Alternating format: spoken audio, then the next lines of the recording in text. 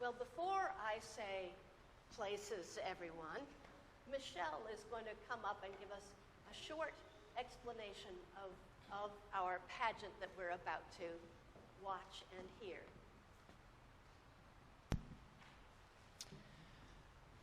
I think everybody can be seated, right, Heidi? Yes. Sorry. Please be seated. I forgot that. So this morning our pageant is a little different than the traditional pageant. It is based on a book called The Worried Wise Man. And what I like about this story is I think it captures all of the worry and anxiety that we can feel, maybe especially at this time of year, and how the baby Jesus, and guided by the star, they find the baby Jesus, and that is what casts off that worry and brings them to that peace of mind and ease. So I hope that we will present all of that to you, that you will get all of that this morning as you watch this pageant unfold. So I think with that, places, everybody.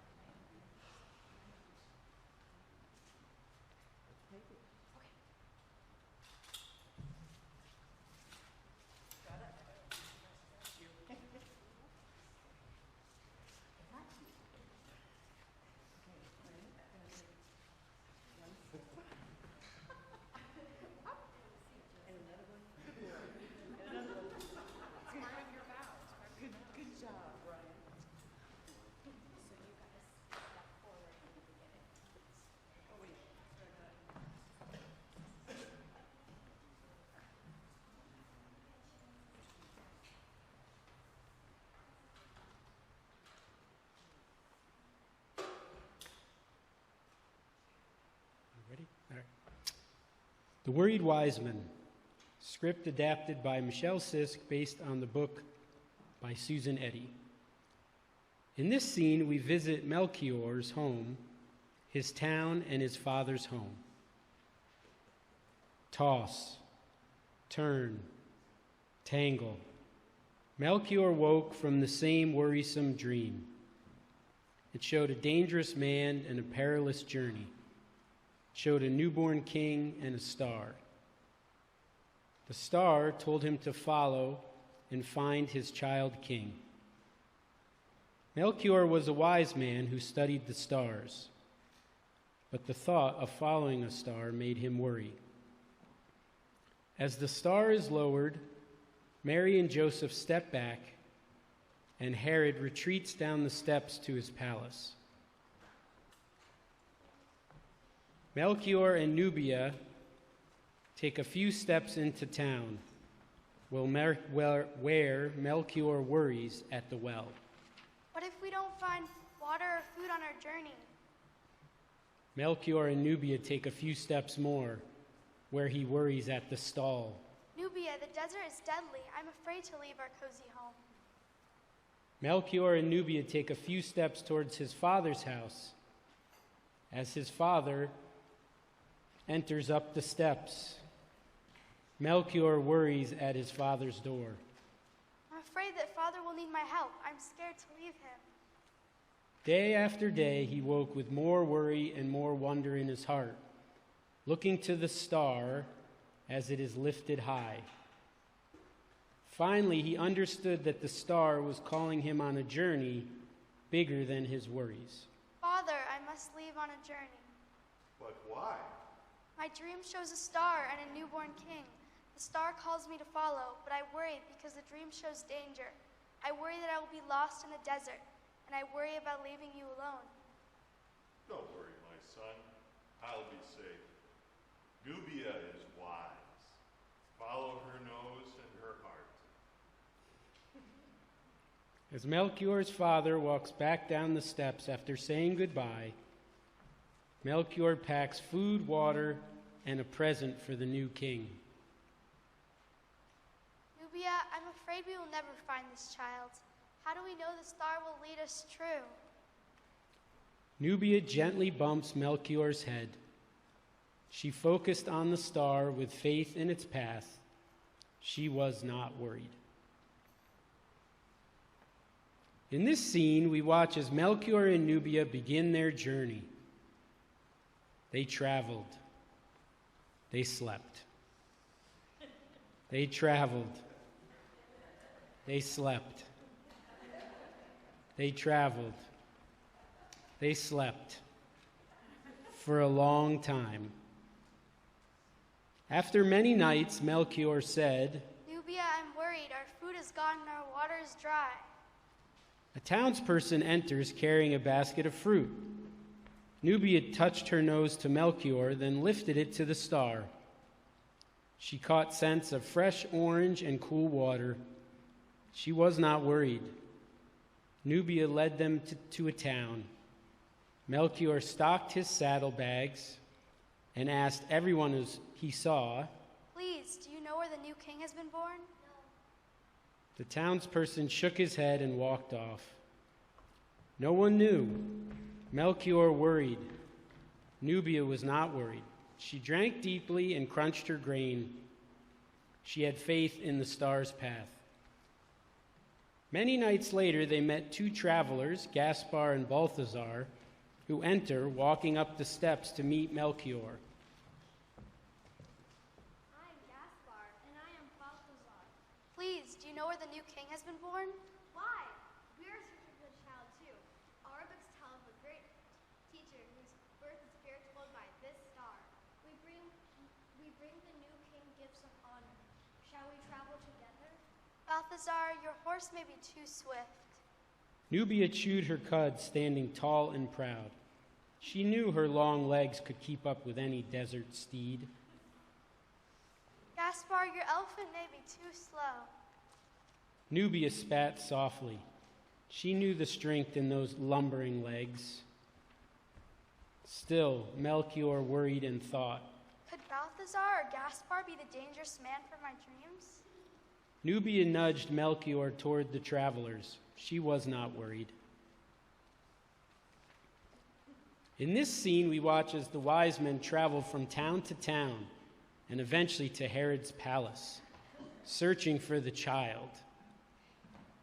Herod and his soldiers march in. The star remains high in the sky. Together, the wise men traveled, walking toward the soldiers.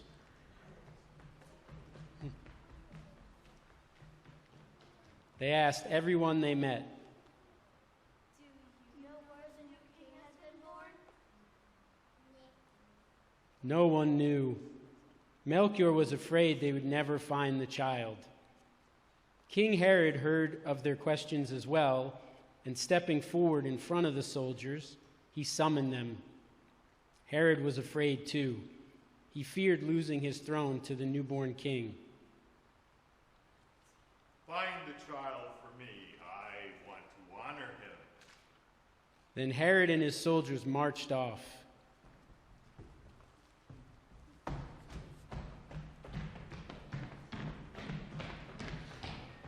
Melchior frowned and worried. Surely King Herod couldn't be the dangerous man for my dreams. Nubia was not worried. That very night, she fixed her eyes on the star and followed her heart. In this scene, we visit the stable. The wise men continue to follow the star, walking toward Mary and Joseph, as Mary and Joseph moved to the center of the altar. The star led them to the newborn king. Nubia knelt at his feet and knew that the star had guided them true. the wise men came forward in turn to honor the newborn king. I bring myrrh to honor the child as human. I bring gold to honor the child as king. And I bring frankincense to be burned in the honor of God. The child king smiled, and Melchior felt his worry fade and his wonder grow.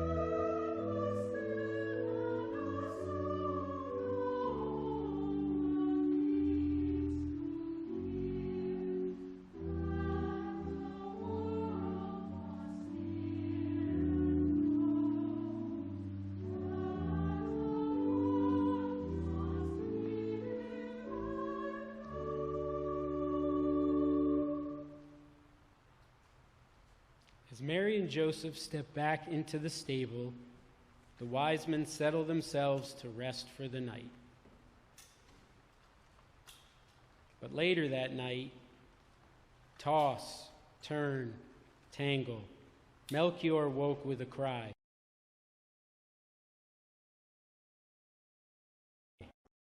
I dreamed that Herod would harm the child. I have the same dream. Nubia scooped Melchior up and in this scene, we watch as the wise men return to the stable and then escape by sea. Nubia and the wise men take a couple of steps, journeying back toward the stable and circling back to meet Mary and Joseph, who come forward to the center of the altar to greet them. As the great star sank, they warn the family of Melchior's fears. The family retreats, seeking safety.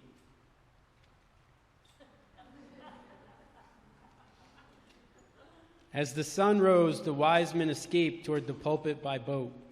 The land disappeared and the seas grew deep. Melchior stroked Nubia and sighed. His fears had been heeded, and the star had guided them true. Meanwhile, Herod and his soldiers march and pace back and forth from town to town.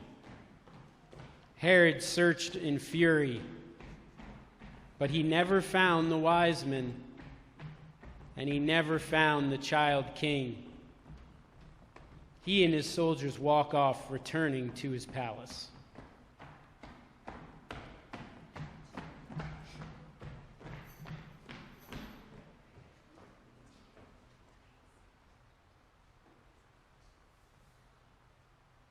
In this last scene, we visit Melchior's home once again.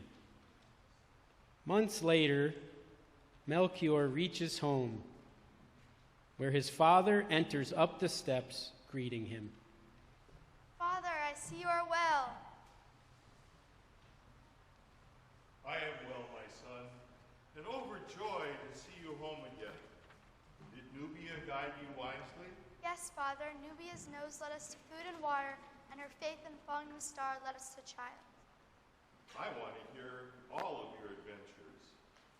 But it is late, so sleep now, son, and tell me all in the morning. As his father watches over him, Melchior once again leans his head on Nubia to rest. Yawn, slumber, dream. The dream showed the star, guiding them true. The dream showed Melchior with Nubia and his friends by his side, brave. The dream showed the newborn king safe. And when Melchior woke, he had faith in his path and peace in his heart and not a worry in his head. The end.